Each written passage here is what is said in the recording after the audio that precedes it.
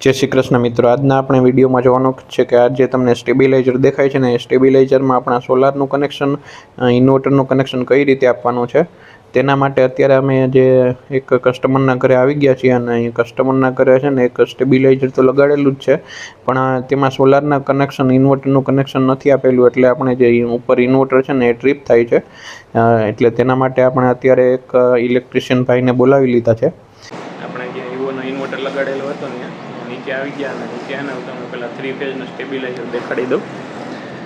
આ જો આવડું આ રહ્યું ને આ 3 ફેઝનું સ્ટેબિલાઇઝર છે એટલે 3 ફેઝના સ્ટેબિલાઇઝરમાં આપણે અત્યારે છે ને જે ઉપર ઇન્વર્ટર ટ્રીપ થઈ જતું હતું ને ત્યાં સ્ટેબિલાઇઝર 3 ફેઝનું લગાડેલું છે પણ ત્યાં સુધી એને પાવર સ્ટેબિલાઇઝર થ્રુ નહોતો જતો। હું તમને કહું કઈ રીતે અહીંયા સુધી પાવર પહોંચે છે ને।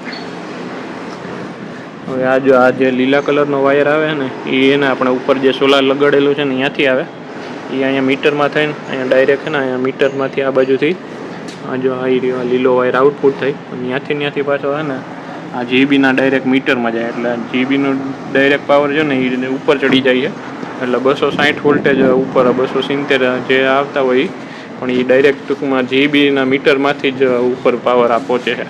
आ स्टेबिलाइजर थ्रू जे पहुँचवो जोईए ने स्टेबिलाइजर थ्रू नहीं पहुँचतो एटले हवे है ने वायरिंग वाळा ने बोलाव्यो है वायरिंग वाळा भाई आवे ने એટલે અહીંયા બાજુમાં ફ્યુઝ કે ગમે એ એમસીબી મારી દઈ અને પછી ડાયરેક્ટ છે ને અહીંયા જે સીબીનું સીલ રહ્યું ને એ તોડાવવું પડશે અને અહીંયાથી વાયર છે ને એ છોડીને અહીંયા બાજુમાં એમસીબીમાં નાખીને ત્યાંથી પછી સ્ટેબિલાઇઝર થ્રુ ટૂંકમાં આપણે સોલાર જો ઇન્વર્ટરનું વાયરિંગ કરવાનું છે।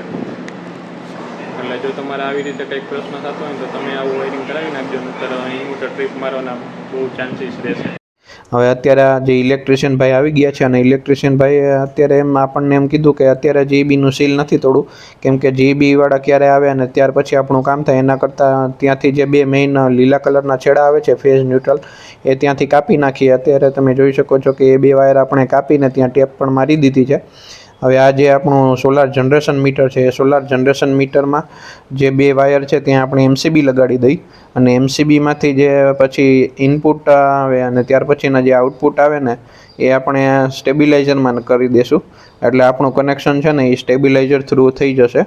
એટલે અત્યારે આ ભાઈ તમે જોઈ શકો છો કે જે આપણે બે વાયર ફેઝ ન્યુટ્રલ કાપેલા છે એ અત્યારે ટેપ મારી દીધી છે ત્યાં અને હવે ત્યાર પછી તમે અત્યારે વિડીયોમાં જોઈ શકો છો કે આપણે જે સોલારનું જે જનરેશન મીટર છે તેમાં ડાયરેક્ટ આપણે એમસીબી મારી દીધી છે કેમ કે ત્યાં પછી સાંધો મારવો થોડોક અઘરો થતો હતો એટલે એના કરતાં ડાયરેક્ટ છે ને એમસીબી જ મારી દીધી એટલે કાંઈ ઉપાધિ નહીં।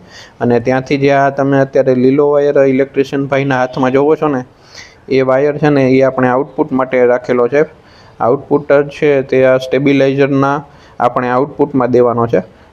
તમે જે જમણી બાજુ સ્ટેબિલાઇઝરનું કનેક્શન જોવો છો ને તે સ્ટેબિલાઇઝરનું આઉટપુટ છે અને આ જે ડાબી બાજુ જોવો છો 3 ફેઝનું એ જે જીબીમાંથી ડાયરેક્ટ અહીંયા ઇનપુટ આવે છે એટલે આપણે આ જે ફેઝ ન્યુટ્રલ છે એ આપણે સ્ટેબિલાઇઝરના આઉટપુટમાં દેવાના છે।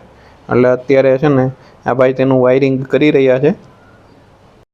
હવે જો તમને આ વિડીયો ગમતો હોય તો આ વિડીયોને લાઇક શેર અને કમેન્ટ કરો અને આવા બીજા વિડીયો જોવા માટે અમારી ચેનલને સબસ્ક્રાઈબ કરો। હવે આ જે ઇલેક્ટ્રિશિયન ભાઈ છે તે અત્યારે લાલ વાયર છે તેના જ બે ફેઝ અને ન્યુટ્રલ વાયર કરવાના છે કેમ કે આપણી પાસે અત્યારે લાલ એક જ વાયર છે એટલે આના જ બે કટકા કરીને આપણે એક ફેઝ અને એક ન્યુટ્રલ વાયર બનાવી દઈશું।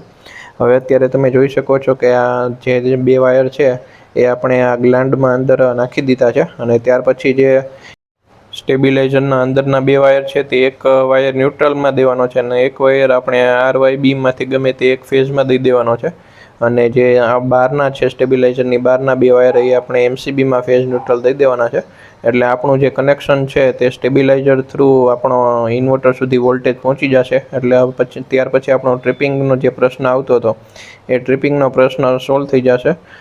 અત્યારે તમે જોઈ શકો છો કે આ ભાઈ અત્યારે ન્યુટ્રલનો વાયર અને જે તેની બાજુનો બ્લુ કલરનો ફેઝ છે તેમાં આપણા બે વાયર અંદર ભરાવી દીધા છે અને ત્યાર પછી અત્યારે હવે ઇલેક્ટ્રિશિયન ભાઈ ટાઈટ કરે છે એટલે હવે આપણે કંઈ ઉપાધિ જેવું છે નહીં।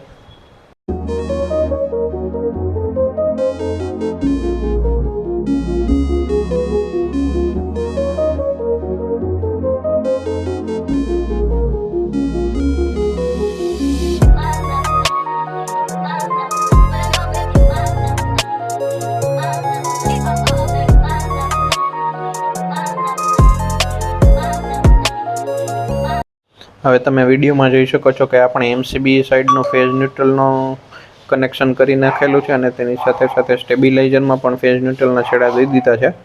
હવે જે આ એમસીબી છે તે એમસીબીમાં ઉપરથી કવર પણ લગાડવું પડશે, કેમ કે ખુલ્લી તો આપણે રખાતી નથી. એટલે આ જે એમસીબીનો બોક્સ આવે છે તે બોક્સ પણ લગાડી દઈ એટલે આપણું આખું જે કનેક્શન છે તે પૂરું થઈ ગયું. અને ત્યાર પછી આપણે છે ને અહીંયા ટેસ્ટ કરી લઈએ કે જે આપણો અહીંયાથી સ્ટેબિલાઇઝર થ્રુમાં પાવર જાય છે કે આપણે પછી ડાયરેક્ટ પણ પાવર જાય છે.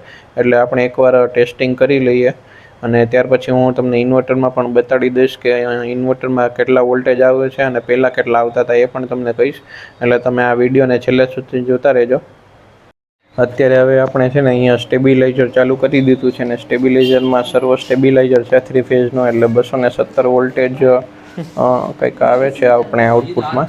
અને ત્યાર પછી હવે આપણે ઉપર ઇન્વર્ટર પાસે જઈ અને જોઈ કે ઇન્વર્ટરમાં કેટલા વોલ્ટેજ આવે છે. છે ને નીચેનું બધું કનેક્શન કરી નાખ્યું છે સ્ટેબિલાઇઝરમાં જે કનેક્શન કરવાના હતા નહીં.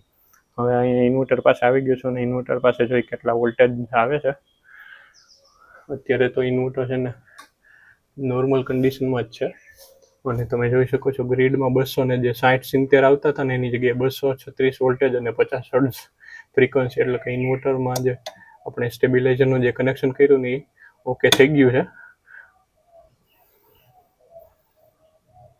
જો 16 એમ્પિયર લે છે અને 236 વોલ્ટ અને ગ્રીડ. એટલે તમારે જો આ રીતે કનેક્શન હોય ને તો એકવાર જોઈ લેજો. કંઈ ડાયરેક્ટ જીબીમાંથી જ પાવર ઇન્વર્ટરમાં નથી જતો ને સ્ટેબિલાઇઝર હોય તો.